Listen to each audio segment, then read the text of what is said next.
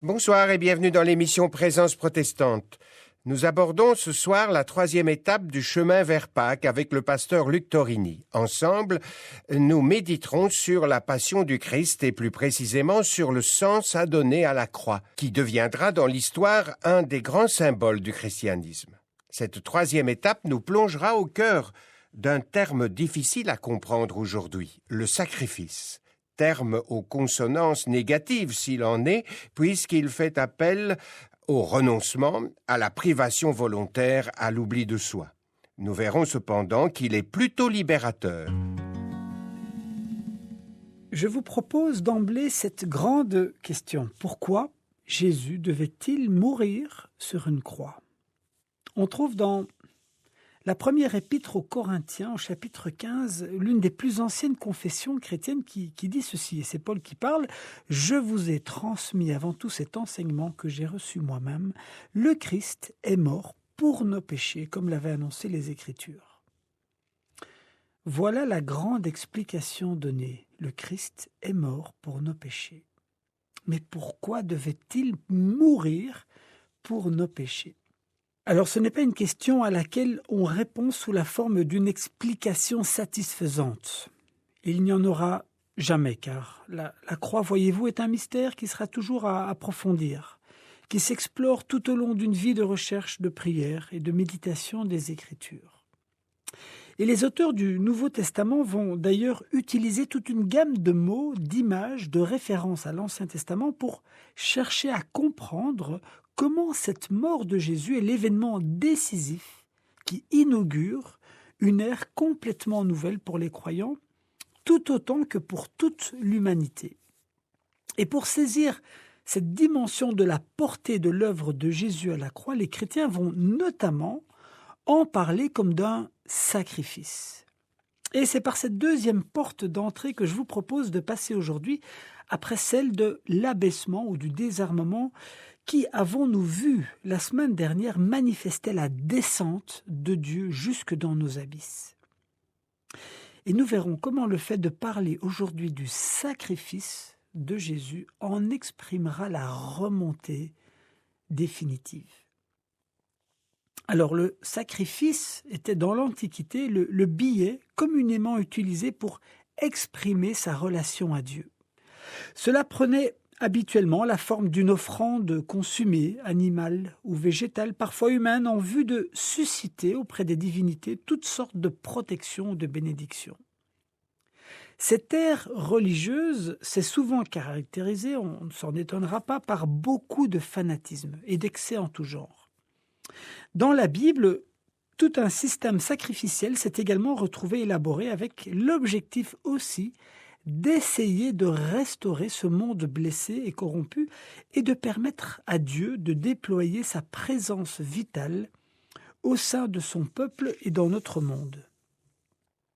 Mais quand même, serait-ce possible, et la question se retrouve en filigrane de l'ensemble du récit biblique, qu'un authentique sacrifice s'élève, capable de toucher pleinement le cœur blessé de Dieu, d'expier nos fautes et nous réconcilier avec lui. Très vite, en effet, Dieu exprimera, par la voix de ses prophètes, combien tous les sacrifices d'Israël qui montent vers lui sont au fond insuffisants, voire même à la longue insupportables. Dieu n'est pas touché en fait. Nous dirions que notre soupe est trop vinaigrée. Que pouvons-nous faire en effet face à cette corruption dont nous n'arrivons jamais à nous défaire et qui déteint sur tout ce que nous touchons et faisons ? Voyez ce que dit le psalmiste à propos de ces sacrifices, le psaume 51. « Même un sacrifice entièrement consumé ne te plairait pas. Alors, mon Dieu, le sacrifice que je t'offre, c'est moi-même, avec mon orgueil brisé. Mon Dieu, ne refuse pas mon cœur complètement brisé. » Que pourrions-nous donc offrir d'autre à Dieu si ce n'est reconnaître qu'au bout, aucune offrande de notre part ne pourrait nettoyer ou réparer toute la gravité et les conséquences de nos fautes. Que pouvons-nous espérer d'autre si ce n'est justement d'attendre que Dieu lui-même pourvoie à ce qui pourrait nous ramener à lui. Justement, voilà que depuis notre terre, mystérieusement, alors que des hommes s'acharnent violemment sur un autre, une croix va s'élever et sur celle-ci, quelqu'un qui, dans un acte de prière et d'abandon total, va offrir à Dieu, qu'il appelle son Père, sa vie, ainsi que toute la violence dont il est la victime innocente, afin d'être lui-même, une fois pour toutes, le sacrifice ultime et définitif réconciliant l'humanité à son Dieu. Voilà ce que nous lisons dans l'Épître aux Hébreux, au chapitre 10. C'est pourquoi, au moment où il allait entrer dans le monde, le Christ dit à Dieu, « Tu n'as pris plaisir ni à des animaux brûlés sur l'autel, ni à des sacrifices pour le pardon des péchés. Alors j'ai dit, je viens moi-même à toi, mon Dieu, pour faire ta volonté, selon ce qui est écrit à mon sujet dans le livre. » Jésus-Christ a donc fait la volonté de Dieu, il s'est offert lui-même une fois pour toutes, et cela a rétabli notre relation à Dieu. Tout prêtre se tient chaque jour debout pour accomplir son service. Il offre à de nombreuses reprises les mêmes sacrifices qui ne peuvent cependant jamais enlever les péchés, mais le Christ, par contre, a offert un seul sacrifice pour les péchés, puis il s'est assis pour toujours à la droite de Dieu. Fin de citation de l'Épître aux Hébreux. On le voit, Jésus va en fait réaliser ce qu'aucun culte sacrificiel n'a pu accomplir, offrir une fois pour toutes le sacrifice ultime. Et l'Épître aux Hébreux explique en effet que Jésus va se présenter devant Dieu en étant lui-même le grand prêtre et lui-même la victime offerte en même temps. Mais comment et pourquoi ce sacrifice serait-il cette fois-ci agréé de Dieu? Voilà ce que nous lisons en Éphésiens au chapitre 5.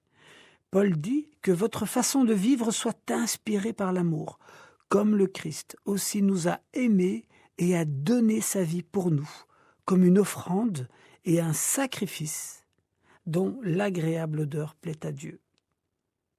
Ainsi, pour la première fois, comme le dit Paul, Jésus va présenter à Dieu depuis la terre un cœur parfait, totalement obéissant jusqu'à la mort et surtout rempli d'un amour total, tant pour son Père qu'envers toute l'humanité. Étonnamment, Jésus va donc retourner la situation abjecte dans laquelle il est pour inverser son effet et la transformer en un acte d'amour, permettant enfin ce que les sacrifices visaient sans jamais y parvenir, faire monter jusqu'au ciel depuis la terre une offrande capable de toucher pleinement le cœur de Dieu. C'est extraordinaire, n'est-ce pas? C'est l'amour parfait de Jésus qui transforme l'horreur de sa situation en une offrande sacrificielle afin qu'en lui, tout ce qui est sur la terre puisse dorénavant être visité et nettoyé par Dieu. Et parce que son humanité est mystérieusement divine, parfaite et pure, son sacrifice rencontre pleinement les attentes de Dieu qu'il agrée. Seul Dieu, en effet, pouvait accomplir un acte d'amour parfait.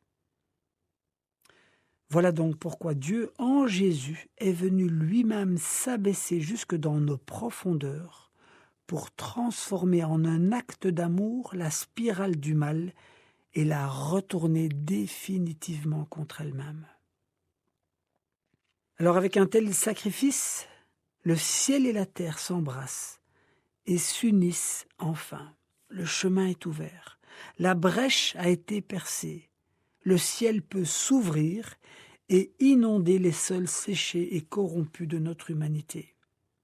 Oui, l'amour de Dieu peut enfin se déverser au milieu de nos vies blessées afin que tous nos péchés et toutes nos douleurs soient transfigurés par sa présence plus forte que le mal. Mais aussi, la bonne nouvelle, c'est que Dieu déclare dorénavant obsolète tous les systèmes sacrificiels, bien souvent générateurs de fanatisme, d'emprise et de déviance. Dorénavant, toute personne qui se présente devant Dieu au nom de Jésus obtiendra le pardon de ses péchés. Imaginons-nous les conséquences extraordinaires que cela représente pour nous. Il ne s'agit plus de chercher ici ou là un temple ou une quelconque institution religieuse à Jérusalem ou à Rome, mais d'où que nous soyons, pour autant que nous soyons honnêtes, nous pouvons offrir un culte simple à Dieu, bénéficier de sa présence et participer au rayonnement de sa paix nouvelle. Là où 2 ou 3 sont assemblés en mon nom, dit Jésus, je suis au milieu d'eux. C'est fini. Nous n'avons en effet plus à nous racheter, à nous justifier, à compenser, à prouver. Tout cela a déjà été payé, assumé, remboursé, expié. Tout est donné, il n'y a plus qu'à recevoir et refléter. Paul dira dans l'épître aux Philippiens, « Nous avons accepté d'être trouvés en lui, non plus avec notre propre justice qui viendrait de la loi, mais avec celle qui vient par la foi au Christ. Une justice venant de Dieu et fondée sur la foi en celui qui nous sauve. » C'est extraordinaire, n'est-ce pas? Vous pouvez au bout être englué dans la pire des réalités, vous sentir tout sale, abîmé, déformé par des carences d'amour, vous sentir rempli de culpabilité. Il n'empêche, il vous est possible de regarder à Christ sur la croix qui vous dit « Je porterai ton péché, tes échecs, tes blessures, toute ta souffrance, et je les présenterai au Père pour qu'il les transforme en source de vie. » Oui, nous dit Jésus, ce n'est pas ce que tu vis d'abord qui fait ton identité profonde, mais ce que j'ai accompli pour toi et qui je suis pour toi aujourd'hui et éternellement auprès du Père. Alors, que nous reste-t-il à faire? Ne serait-ce pas justement d'être enfin honnête? Notre relation à Dieu, comme celle avec notre entourage, ne peut grandir que si nous grandissons dans notre capacité à être honnêtes. Il ne s'agit plus d'essayer de faire croire que de se justifier, de se cacher, de minimiser, de masquer sa part. Et reconnaissons, c'est bien souvent ce que nous avons l'habitude de faire. Mais dorénavant, méditer sur la croix et nous interroger sur son sens sacrificiel peut nous aider à nous déshabiller, à mesurer jusqu'au plus vrai notre part de responsabilité. Chacun pour sa part, évidemment, et avec l'aide de l'Esprit Saint, qui nous conduit dans toute la vérité.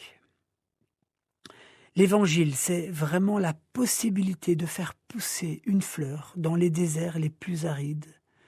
Ne nous cachons donc plus et laissons-nous couvrir et porter par cette annonce. Christ est mort pour nos péchés et laissons-nous ramener à la maison dans les bras de notre Père. Combien de personnes n'ont-ils pas eu la vie bouleversée par cette découverte? La vôtre le sera-t-elle?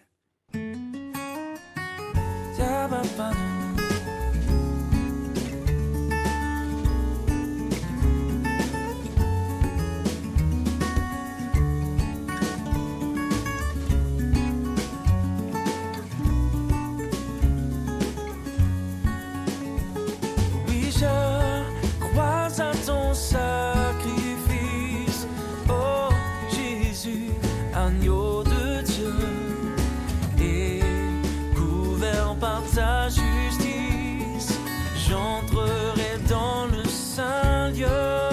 Oh yeah.